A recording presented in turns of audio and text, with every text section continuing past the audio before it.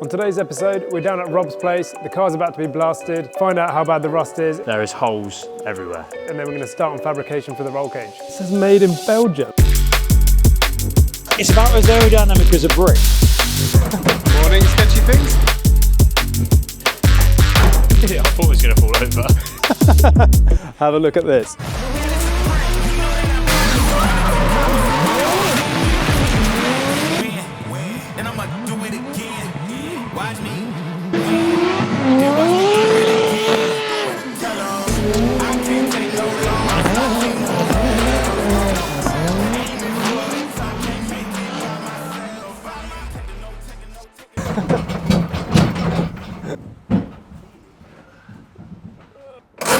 There we are. Right, well at least it fits in the trailer. So now we're going to test if we can get a big boxer toolbox in the back of a pickup truck.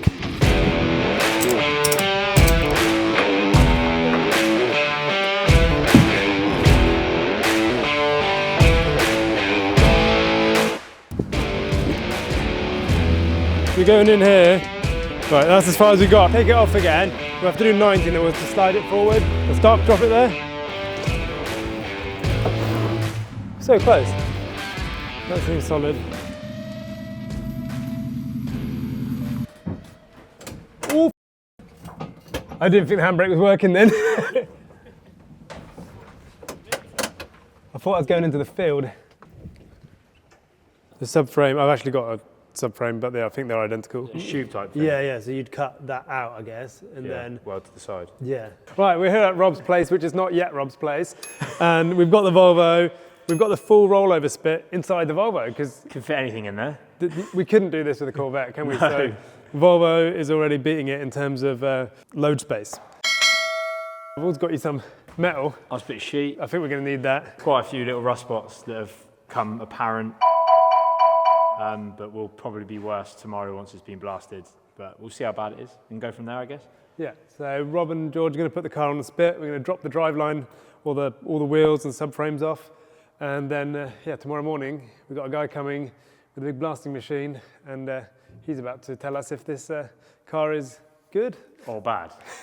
So it's going to be fully caged, door bars, got to put a bulkhead in it, and eventually when the kit turns up, lop the rear end off, because it's all going to be carbon Kevlar. But yeah, in the next couple of weeks, it'll have a full cage in it, the harness bars, the seat mounts, everything, and I think we're going to start looking at converting it to left-hand drive. And I think that makes it a race car then, right? We've got a roll cage, so... no engine yet, but... No engine, but a roll cage. We'll be ready. So we're still waiting on the engine. That should be getting pretty much loaded onto a plane right about now. And hopefully by the time we've got done with all the fab stuff, then the engine should be here, and then we can start with the real fun stuff. I'm pretty excited to see the roll cage come together. Rob did a really good job on the Corvette, so we've decided to go for another custom job like that, which means we can get it just how we want it. Maximum room around your head. Maximum room. Not that it's going to be tight for room. No, the Corvette is really tight for room. Yeah. It's a Volvo. The Corvette, we literally had to make sure we were sat on the floor in there, and there was still just enough space. Perfect that was. You know, a lot of the kits that we see with Corvettes, people are touching them. So this should already be quite a lot better for that side of things at least. And it's already like the safest car on the planet anyway, so don't really need a roll cage. Made in Belgium though. Oh yeah, we've made a really sad discovery today. So our Swedish machine, I was admiring this plate. It says made in Belgium.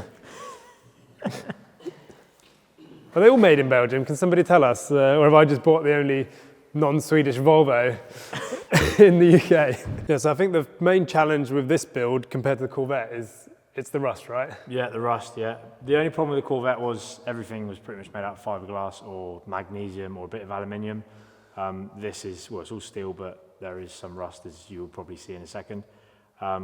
Apart from that, no real concern. It's a nice, spacious car to be working inside of and turn into a race car.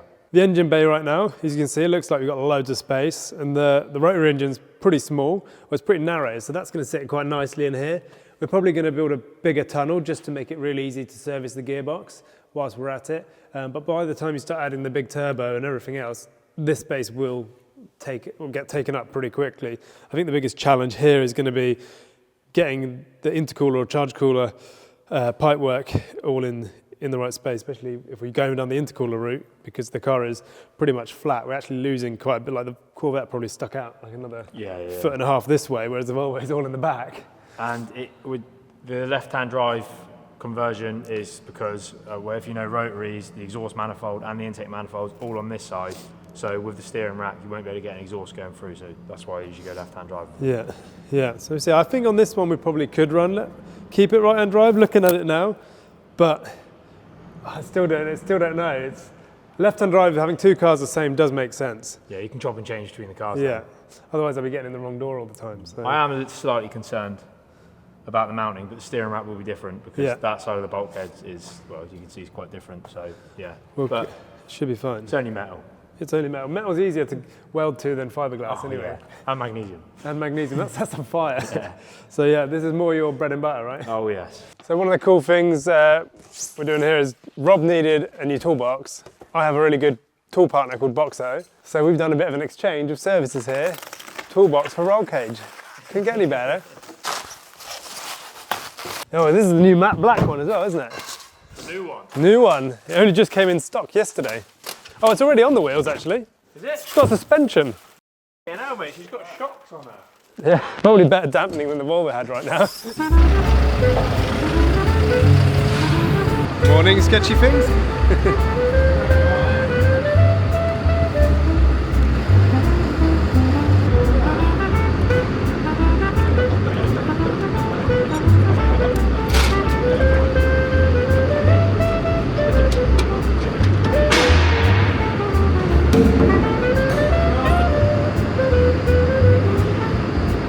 Saying, Rob? Yeah, I thought it was going to fall over. Get the subframes out, the wheels out, before the blasting man comes. Yeah. How are we getting on? He's getting there. Yeah, not too bad to be fair. Just getting the last few bits stripped, and then the chap's here to blast it. Update. Now we've got both subframes off. The back axle down there is off. We're going to try and roll this over. We're not going to try, we are going to do it. We're going to do it. It's going to be absolutely fine. That's probably the nicest repair we've found. Corvette didn't have that, did it? No. Everything else looks pretty good. We'll see what it looks like when this man's finished. We've got Dan here from SDB Blasting. He's going to come and unravel the truth of the Volvo now. So, Dan, what's the process behind this? Can you just explain a little bit? We'll go dry blast the underside of the vehicle. We'll go remove all the stone chip, turn it back to bare metal. We want to see the condition of the metal, and if should there be any more rust holes, we get them repaired. And that just speeds up the whole fabrication process, and so for us really. Massively. It's going to take me approximately half a day versus somebody under here with a wire wheel for probably 3 or 4 days, and you're never going to get into all the crevices that sandblasting can. Yeah. Sandblasting's going to get to all those awkward spots, and it's going to be a hell of a lot better result. We look forward to seeing what it looks like when it's done. Hopefully not too bad, but fingers crossed. We'll let you crack on. 3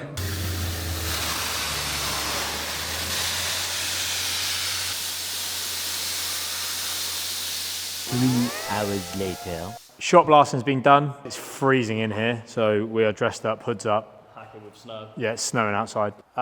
He's made an absolute mess of the new workshop that I just cleaned on the weekend. But he's also shown us the mess of the car. There is holes everywhere. The whole front floors are going to probably be cut out. Arches are pretty far gone. There's an incredible repair at the back. I think Axel might have done that in his past life.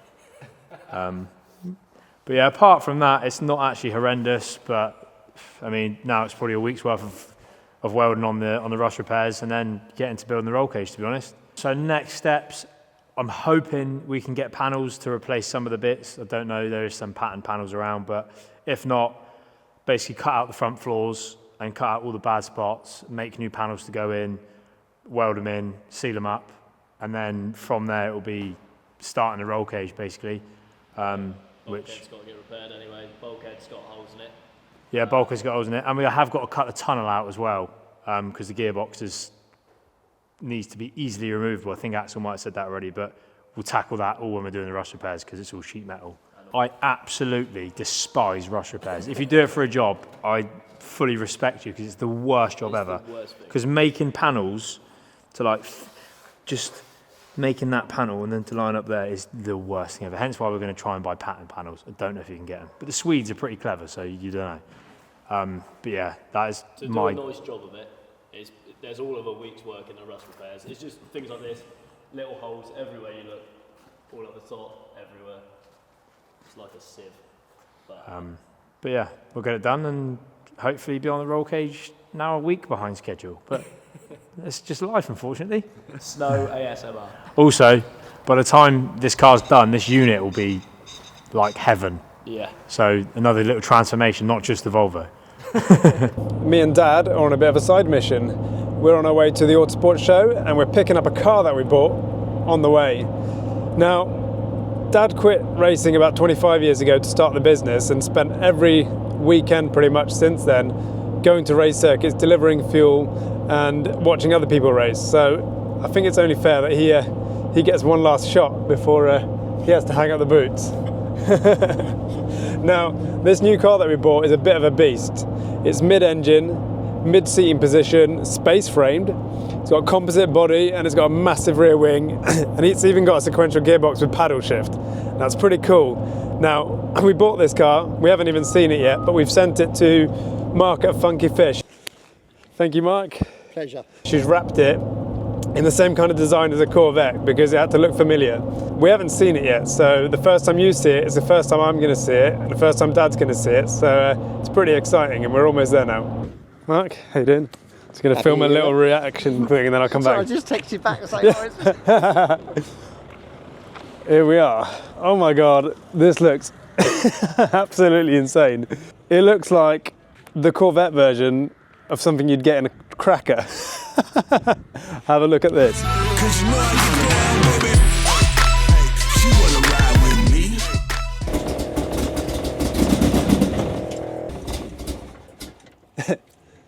You got the fuel pump on?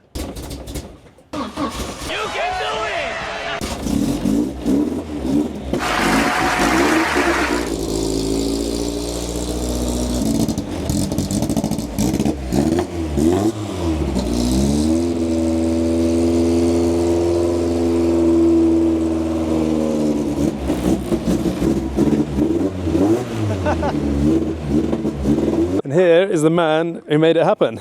Sorry for getting you into work early after Christmas. been worth it though, looks great. It does look amazing. It wasn't the easiest to wrap though, was it? No, wouldn't want to do it again. No, best not crash it then. No. No, what'd you say compared to the Corvette? Corvette, I'll do 2 or 3 of them compared to that one. All right, so you can wrap, so about 5 Volvos then. Yeah, definitely. Well, the next one will be nice and square, so and that should be a bit easier. Round, but looks beautiful. Really pleased how it's come out. Right, so we're going to go to the Autosport show now, and this is going to go on the MS UK stand. So by the time this video comes out, you would have already seen it, but let's go. The most obvious thing to say about it is it's definitely not a Beetle.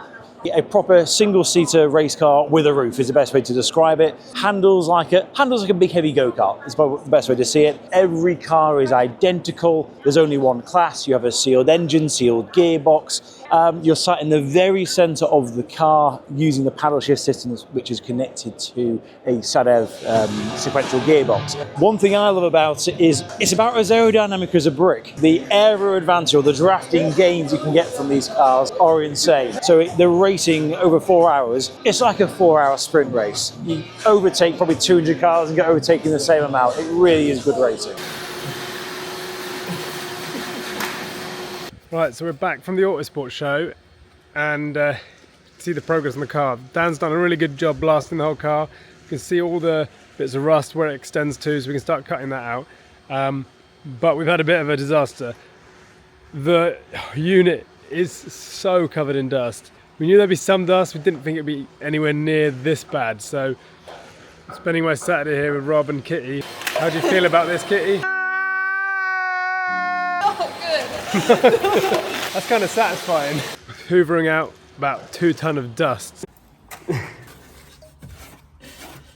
The one thing we do have to say, if you've stayed to the end of the video, do not get your car blasted in your unit. It is a messy procedure. I actually thought we were doing something called dustless blasting, which involves using water too, but it was too cold to do that. So it was kind of on the spot decision from Dan. He's like, look, this is going to get a bit messy. We didn't think it would get that messy.